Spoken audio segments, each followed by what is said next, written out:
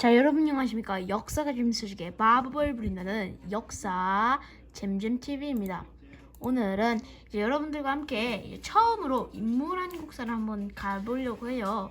자, 그러면 제가 인물한국사를 하는 이유가 뭐냐? 무슨 이유 때문에 이 인물한국사를 하냐?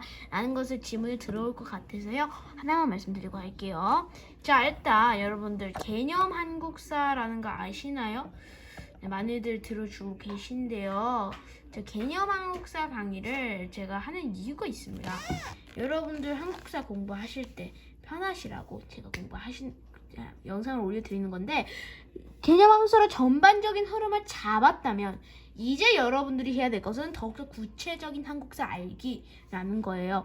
자, 그래서 제가 인물한국사라는 타이틀은 인물한국사인데 실제로는 인물한국사가 아닐 수도 있습니다. 약간은 인물한국사가 무조건 들어있죠. 자, 그런데 요거를 통해서 당시의 시대 상황을 더욱더 확실히 알 수 있는 그런 시간이 됐으면 저는 좋을 것 같아요. 자, 이거를 위해서 제가 이렇게 한 거고요. 자, 위에 링크 뜨고 있을 겁니다. 그 워드 나오고 있을 텐데요. 그 워드 제가 강의 계획표니까 꼭 봐주시면 좋겠습니다. 인물한국사 1강, 오늘은 시대 구분 한번 해볼게요. 언제나 시대 구분이 제일 중요하다는 거 말씀을 드리고요. 자, 그럼 시대 구분 시작을 해볼게요. 자, 그럼 오늘 시대 구분 뭐 할 거냐? 첫 번째, 전근대의 시대 구분 확실히 해볼 겁니다. 그러면 두 번째, 근현대의 시대 구분 확실히 해볼게요. 자, 그러면 시작을 해보겠습니다. 자, 이제 첫 번째, 전근대의 시대 구분 확실히 하기입니다. 자, 전근대의 시대 구분 이제 확실히 해보도록 할게요. 첫 번째는 선사시대입니다. 자, 우리가 선사시대 하면 떠올라야 되는 게 있어요. 바로 문자가 없어요. 그럼 이걸로 통해서 우리가 알 수 있는 것은 당시의 계급도 없다는 거죠. 문자와 계급이 없어요. 그러니까 말도 없고 말이 없으니까 계급이 없는 거예요. 자, 그러면 당시 선사시대를 포함하고 있는 시대도 한번 확인을 해볼게요. 포함하고 있는 시대는 구석기, 신석기, 청동기, 철기다 라고 보시면 되고요. 요게 대략 한 70만 년이에요.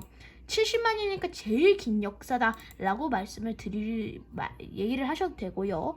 자, 그 다음에 2하고 3은 제가 바로바로 일단 이름부터 말씀을 드릴게요. 자, 고대하고 중세라고 써놨는데요. 자, 고대는요. 자, 제가 뭐라고 써놨죠? 로마라고 써놨습니다. 제가 로마라고 왜 썼냐면 당시에 이 고대가 즉 고대는 삼국시대 그리고 남북국 시대를 포함해서 고대라고 하는데 당시 시대가 로마 시대예요. 세계에서 제일 중요한 세계사 중에 당시 시대는 로마예요. 그러니까 제가 여기에서 말씀드리고 싶은 게 하나가 있어요.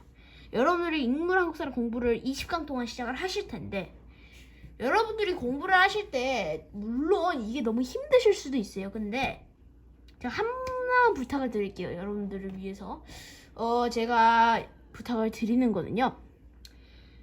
원래는 많은 분들이 이렇게 얘기를 하세요. 한국사 시대 안에 한국사 지식을 하나씩 넣는다고 말씀을 많이 하시는데요. 저는 그거보다 더 나아가서 제 바람은 세계사의 흐름 속에 한국사의 시대를 넣어보고 그 다음에 이 시대 안에 한국사의 지식을 넣어보려. 너무 빅피처인가요? 근데 제 픽처이긴 합니다. 요거 기억을 노력을 해주셨으면 좋을 것 같아요. 저만의 바람인가요? 다른 분들은 바람이 없나요? 이런 거에? 자, 그러면 고대는 얼마나 가냐? 이게 1000년의 역사예요. 1000년의 역사. 자, 고대하고 로마하고 시간이 딱 1000년이에요. 이 로마도 한 90년에서 50년 사이에 망하게 되거든요. 자, 근데 고대도 남북국 시대가 한 900 한 몇 년에 되니까 즉 대략 1000년이죠. 1000년의 역사를 가지고 있다라고 보시면 되고요. 자, 그 다음에 중세를 볼게요. 자, 여러분 보이시려나? 자, 중세. 자, 글씨를 써놨습니다. 자, 중세는요, 당시에 자, 여러분 이해가 안 되실 수도 있는데 자, 르하고 상을 써놨어요. 자, 세계사를 공부하신 분들은 바로바로 감이 오실 텐데 바로 요거는 르네상스입니다. 그러니까 뭐 레오나르도 다빈치 뭐 나오고, 뭐 미켈란젤로 뭐 이런 사람들 나올 때, 그러니까 서양이 문화가 발전하는 시대일 때 우리는 중세였다라고 보시면 되고요. 이 중세를 포함하고 있는 시대가 이제 고려예요.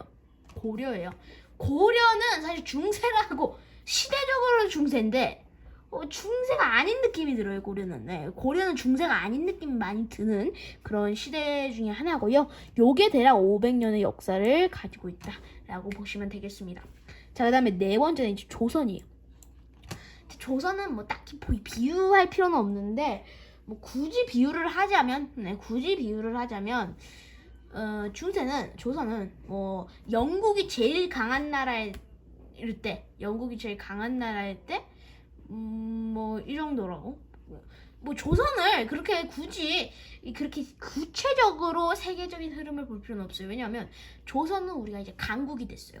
조선부터 이제 강국이에요, 나라가 우리가. 근데 굳이 이거를 세계사까지 넣을 필요는 없어요. 만약에 세계사를 같이 알고 싶다면 하나만 말씀드릴게요. 영국이 강국일 때 영국이 한 500년 동안 강국이잖아요. 그 일제강점기까지. 그때 사이가 이제 조선이다라고 보시면 됩니다. 요게 이제 500년의 역사를 가지고 있다는 것을 아시면 되고요. 자, 그 다음은 이제 근현대 시대 구분 확실히 하기입니다. 자, 여러분들 근현대 시대 구분도 확실히 하셔야 됩니다. 안 하시면 안 돼요. 첫 번째는 이제 개항기입니다. 개항기는요, 우리가 다른 나라들에게 문을 열었던 시대예요. 그러니까 어쩔 수 없이 요거는 다른 나라들이랑 많이 접할 수밖에 없는 시대예요. 개항기는 요걸 기억해 주시면 되고요. 요게 1876년부터 1910년. 그러니까 강화도 조약 여러분 많이 공부하셨을 거예요. 국사 시간에 보시면 강화도 조약 많이 나왔지. 1876년 일본과의 맺은 조약, 일본과의 외교를 하는, 그러니까 처음으로 문을 열었던, 다른 나라들과 문을 열었던 시대, 이렇게 배우신 분들이 많으실 것 같아요. 자, 이게 대략 45년이 가요. 요게 대략 45년이 가고요. 자, 두 번째는 이제 일제강점기입니다. 아픈 역사 중에 하나지만 꼭 기억해야 되는 역사 중에 하나이기도 한 그러한 시대예요. 자, 요것도 1910년부터 1945년. 얘가 대략 한 35년 가요. 얘가 대략 35년이 가요. 요게 일본에게 짓밟혔던 시대다. 근데 사실은 요게 진짜는 아닌데, 역사적으로 진짜는 아닌데 제가 하나만 말씀을 드릴게요. 일본 이게 확실하지 않아요. 35년이라고 표현을 했는데 요건 아니에요. 왜냐하면 개항기도 거의 일본에게 짓밟혔던 시대라고 볼 수도 있어요. 1900년부터 1910년까지도 사실은 거의 짓밟혔어요. 덕도 빼앗기고 이랬던 시대이기 때문에 사실 굳이 1910년부터, 물론 이게 조약이 체결될 때는, 병합이 될 때는 물론 1910년이지만 실제로는 이게 1910년이 아니라 1900년도라고 저는 생각을 합니다. 근데 누구나 생각이 다를 수 있기 때문에 저희 분명한 개인적인 생각이고요. 자, 그 다음에 세 번째는 이제 현대예요. 현대가 이제 1945년부터 쭈루룩 가는데 실제로는 민주주의를 위해 몸을 바치던 시대예요. 그런데 우리가 지금 민주주의를 위해서 몸을 바쳐요? 안 바치죠. 그러니까 민주주의를 위해 몸을 바치던 시대라고만 표현을 한다면 현대는 1945년부터 1990년이에요. 그러니까 이렇게 보셔야 된다라는 거예요. 자, 이렇게만 보시면 될 것 같고요. 자, 오늘 수고 많으셨습니다. 오늘은 생각보다 분량이 있었죠. 그래도 여러분들이 뜻깊은 시간이었다면 좋을 것 같아요.